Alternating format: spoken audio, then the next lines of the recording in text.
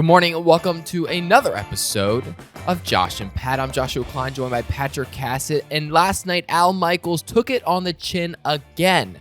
This is week 2 of him calling Thursday Night Football, where he's gotten absolutely blasted by the internet. Now, is this because the games have been terrible and there's nothing else to talk about?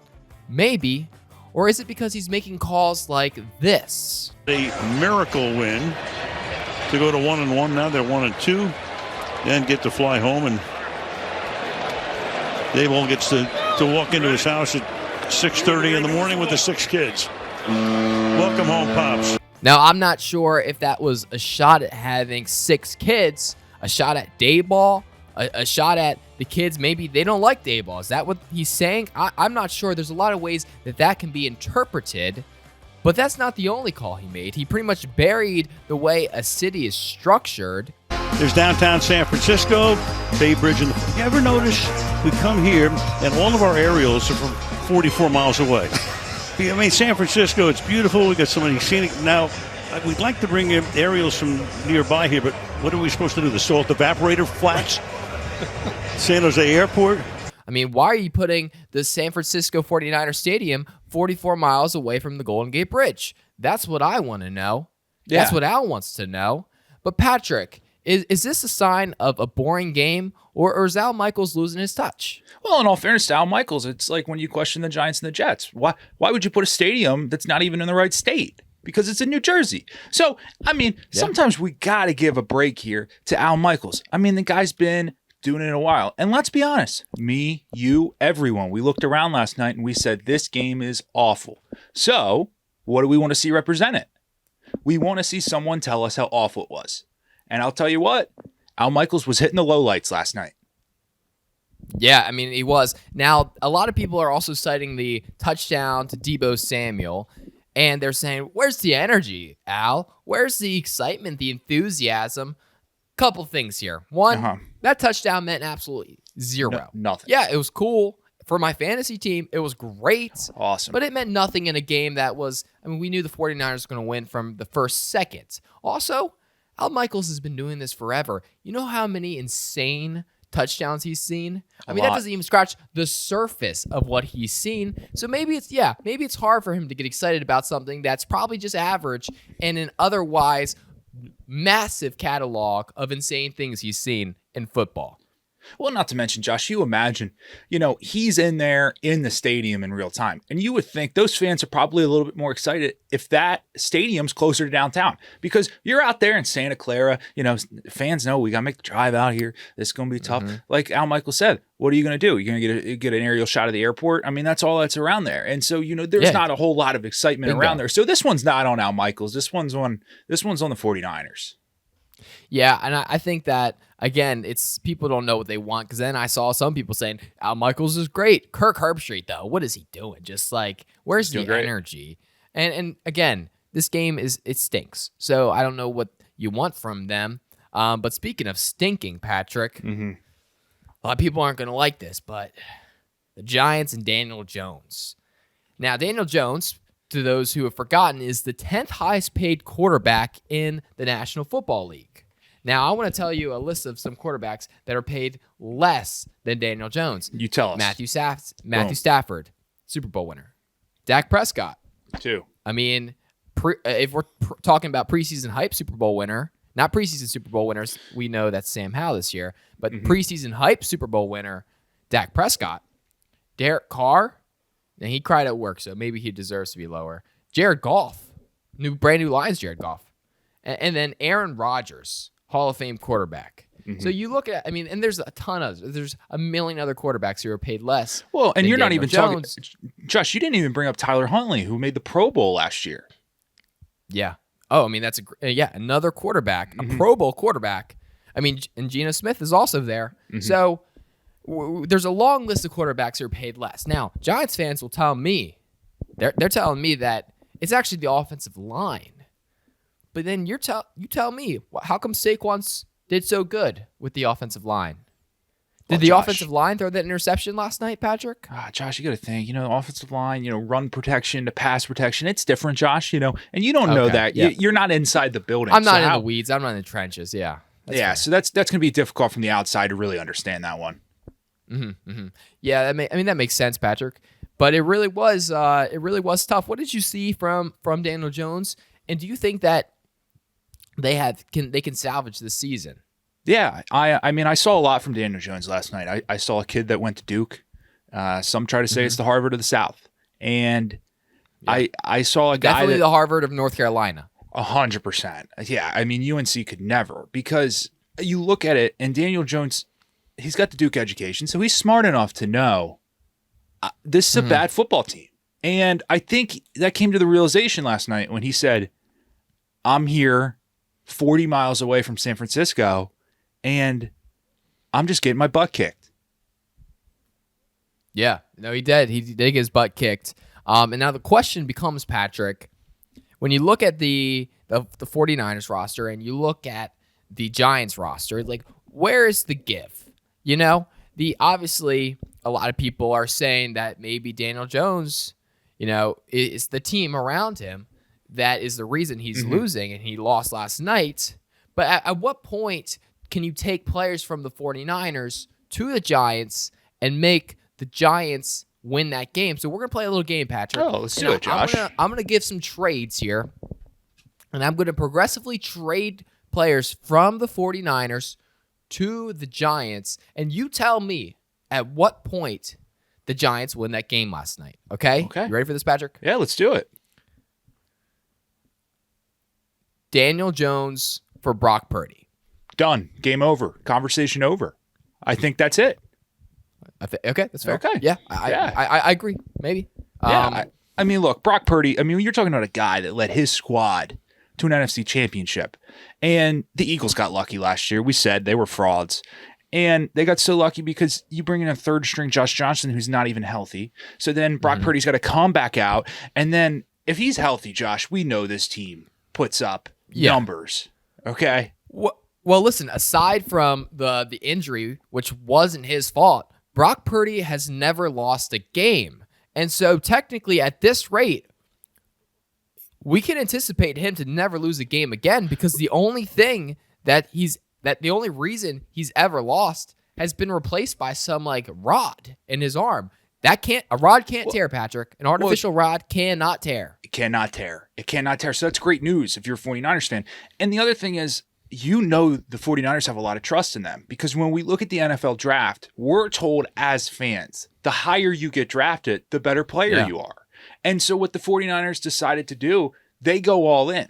And so what I'm told is Trey Lance is supposed to be a much better quarterback because he was drafted high in the first round. Whereas Brock Purdy drafted the last pick in the NFL draft. That tells me that they believe in him so much because Trey Lance is a better quarterback. And they still believe in Brock. Yeah, I guess you could make that. You could make that argument. But you're right. Brock Purdy, he may never lose a game ever in the history of games, and so that's good for him. Also crazy to hear that he's pretty much living with a roommate right now in an Airbnb is what it sounds like. Trying to scrape by and pay rent, because it's completely unreasonable to think that somebody's going to live in the San Francisco area. As expensive as that area is, for only making not even $1 million. Not even, Justin, you're not even making $1 million, and then you got to drive 40 miles to work. That's ridiculous. It's a ridiculous commute. And we've seen greats make a similar commute. Phillip Rivers from San Diego all the way to LA. But that you have to imagine that took probably a couple of years off of his career. We don't want the same for Brock Purdy. Right. If anything, we need to figure this out. And my sources tell me that Brock Purdy doesn't have his own van to travel in and take reps and Is look he at the Ubering? film. He might be Ubering if he's in the Airbnb. That's expensive. If that's on his salary, you hope the team's covering that for sure. But it's tough because it's like, what kind of incentives does he have? If he hits a quota on a number of Ubers a month, does he get an incentive in the contract? And we don't know what's worked out behind the scenes, Josh. But this is a ridiculous spot for Brock Purdy to be put in. No, it is unbelievable for the 49ers to expect Brock Purdy to live in San Francisco for only about $900,000 a year, and it's disappointing to see an organization that everyone says is so well run to Josh, do that because to him. They would probably look, if it was Trey Lance, they would bring him a courtesy car, and they're probably not doing that for Brock Purdy. So that's tough. No. I mean, I think Trey Lance he's still making more money. And he is. And he's a third string guy, so kind of disappointing. And I hear, Josh, I hear the housing market's much better in Fort Worth. Oh my gosh, you could get a mansion, Patrick. Yeah. Like if you took even what Brock Purdy's making, which is not that much, if you took what he's making in Fort Worth, you're probably able to get at least like a 2-bedroom, 2-bath home. Probably 100%. And so maybe a trade's in the work here for Brock to get maybe. out. And moving on, Patrick, we're in a point of the year where it's time to start talking about MVPs in the MVP race, especially if you're a guy like Russell Wilson, who in years past was, 2-time, maybe even 3-time weeks 1 through 5 MVP. And Right. if you don't give the weeks 1 through 5 MVP award out, he technically doesn't have any votes. Right. But that's why it's so important that we give the weeks 1 through 5 MVP award out for people like Russell Wilson. And so we're going into week 3 here, and it's kind of the race is heating up. And we don't know who's going to be that week 1 through 5 MVP or even the weeks 1 through 17 MVP. We don't know. Or 18. But we have some people who we think are definitely in the running, and we have our favorites in the running.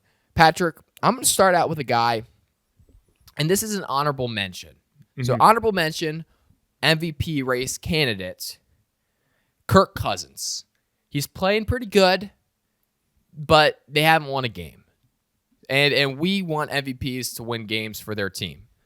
So Kirk Cousins is doing great, but again, the wins is big asterisks. Patrick, I know you have a guy to start the list. Give me your first MVP candidate front runner right now. Well, it's an easy decision, Josh, and you got to give that to Jake Moody of the San Francisco 49ers, because this guy is among all the kickers in the league. Do you think the San Francisco 49ers score 30 points exactly in all 3 of their weeks if it isn't for Jake Moody? He's accounted for 36 points this year. Shoot. That's over a third. This guy's not getting enough credit, Josh. No, he's not. And I'm told that the team with the most points wins. And if you've scored the most points of any player, but also scored the most points for the team that hasn't lost a game, that tells me you're an MVP guy. Jake Moody is 100% in the MVP conversation, and I think he's right now the front runner, if you ask me. And Patrick, I'm going to go to another front runner, if you will. Every defensive player who's played the Bengals offense. We've seen these guys really shine of late, and it's really cool to see pretty much entire rosters really getting to step out into the spotlight and show what they're capable of. Yeah, huge. And you talk about the defensive shine that you show for guys in the league, because they don't get enough credit. But Josh, there's another guy down there in Florida that's not nearly getting enough credit, and he's got his team off to a 2-0 start. And I'm always told that the best player on the best team is always a candidate. Josh, Baker Mayfield is an MVP candidate right now. He's got his team just rising their potential through weeks 1 and 2, and he's a 2-0 quarterback. He's undefeated for the Buccaneers. Nobody can take that away from him. No, you can't. And there's a lot of teams who aren't undefeated with a lot of quarterbacks who people are going to say are better. But right now, who's playing better, your quarterback or Baker Mayfield? And if you answered anyone except for maybe Lamar Jackson, 1, Jalen Hurts, 2, and Patrick Mahomes, 3, you you're wrong. Mm-hmm. And so Baker Mayfield, he's playing really well. And Patrick, last on this list, Christian McCaffrey. So that's our top 5 or 4 and an honorable mention of MVP candidates in 2023. So I think it's a good list. Patrick, we're gonna preview a game this week, and this is moving on to the next segment here. This is our game of the week presented by picksandpancakes.shop. If you guys have not gone to picksandpancakes.shop yet, make sure you go. You can get this wonderful, comfortable hoodie. Support the brand, support the show, and we really appreciate it. We got some t-shirts there. We got Pat's Time Machine Takes merch there. All the shows, all the segments, it's right there at picksandpancakes.shop. Shout out picksandpancakes.shop for supporting. Patrick, game of the week. Here we go. This is a game that I think is highly anticipated. I think that a lot of people are excited about. It's because one of the teams is America's team, and the other team has a playoff adjacent quarterback who is balling out of his mind. It's the Cowboys versus the Cardinals. Right now it's a 12.5 point spread, which I think is pretty insulting to what the Arizona Cardinals are building over there. Patrick, who do you like in this game, and what should we look out for? I mean, you're looking out for a Cardinals team that's coming into Dallas hungry, Josh. I mean, you're talking about 2 wins that have been taken away from a playoff adjacent quarterback. Yeah. That's the type of... Yes, coming into Arizona. Sorry, I didn't mean to cut you off. Yeah, and that's the type of stuff that a playoff adjacent quarterback gets up for in week 3 because he knows he's got to right the ship. And so I think Joshua Dobbs goes into Dallas, and of course he's going to get a win. He's going to be standing on that Dallas star, and people are going to be looking at him, and America's going to be like, Josh Dobbs, he is that guy. What I think is pretty insulting is that 96% of the money is on Dallas to win by more than 12 points. I mean, that's 4% of people not thinking, 4% of people thinking the Cardinals are going to win. It's 4% of the people thinking that they're going to lose by less than 12. And no way. It's insulting. And so I'm thinking, I think the Cardinals are definitely poised for an upset. They haven't played terrible. I'd argue they probably could have, should have won last week. But obviously a guy who's a top 10 paid quarterback had something to say about that. Patrick, I like the Cardinals to at least not lose by 13 points this week. No, I'm with you, and we are hammering that. But Josh, there's only 2 things that could change from now until Sunday that would really scare me. It's number 1, Trey Lance gets the start because we know the potential's there. We know this is a guy that could come in, and then that looks a little shaky. And number 2, we've seen him do it before. He sat down with the younger quarterbacks, but he hasn't sat down with the guys that maybe need a lift. And if Michael Rubin comes and sits down with Dak Prescott, that would really change things for me. But right now, I do like the 12.5 for the Cardinals to cover. If Michael Rubin sits down with anyone on Dallas has to be ecstatic, electric, because the wisdom you get. I mean, he's not only, Patrick, started a clothing empire, not only, headed a team that potentially had the opportunity to win multiple, NBA championships. That trusted the process. Yeah. But also a guy who's now started a sports book and definitely probably benefits from, the certain players playing well. Yeah. So you don't want that guy talking to the guy you're playing against, but if you want that guy talking to your team for sure. So I agree with your analysis of that, Patrick. Speaking of analysts, Stephen A. Smith gave out the first pitch at the Yankees game, I believe it was, right, Patrick? Yeah. The New York Yankees, yeah. And we have the clip here. We're going to play it. It wasn't good. I was warming up down there. I was throwing strikes from 60 feet away. And I got on that mound, and it looked like it was a mile away. I said, what the hell am I doing here? I said, what the hell am I doing here? And, it just, there's no excuse. There's no excuse. It was a choke job. It wasn't 50 Cent, Snoop Dogg, people like that. It wasn't those. It didn't go sideways. So that's the plus. And Patrick, what did you see from that pitch there? And what do you think that fundamentally Stephen A. Smith needs to work on? And does this bring him down a notch as far as his pedigree and the sports space? Because if you can't throw a baseball and you're supposed to be in the sports world, kind of a bad look in my eyes. What do you think? Yeah, I mean, this tells me one thing is Stephen A. He's not strong enough. He's sitting opposite of Shannon Sharp, and you think Shannon Sharp bounces that baseball? No. No. So now Stephen A.'s got to look that man in the eye on the desk every week, and Shannon knows, I could take this guy. And then Stephen A.'s got to sit there, and he's going, I'm no longer the alpha male in the room. And so is this the start of the downfall for Stephen A. Smith? Man, I don't want to see it happen. But it's not a great look, Steve. No, I don't want to either. I mean, how long until First Take is just Club Shay Shay 2.0? Yeah, that'd be tough.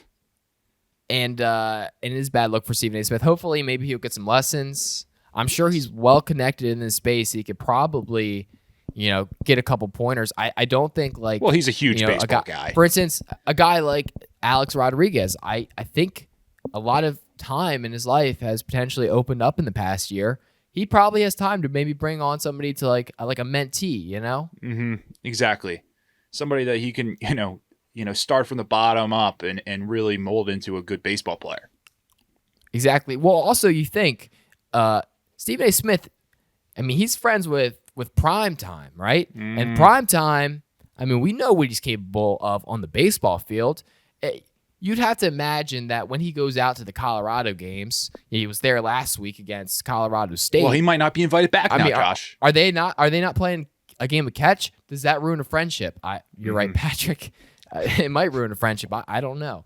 Well, that's tough for Stephen A. Smith. Hopefully, he'll figure out how to get a ball thrown by the next time he's presented with that opportunity. Unfortunately, it's probably going to be never again because I don't know if the way the internet's treating him right now, I don't know if he's going to want to accept that, unless he wants to redeem himself, but we'll see.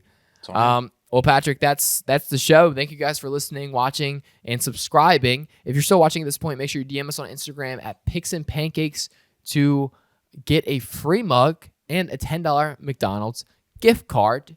And again, the Instagram's growing. We're excited about that. We're growing on all platforms, guys. It's an exciting time. Football is here. And we got an exciting week of football to watch. We're going to be live on TikTok on Sunday night and Monday night. So make sure you guys tune in there, watch along with us, ride a couple bets, and we're going to have a good time.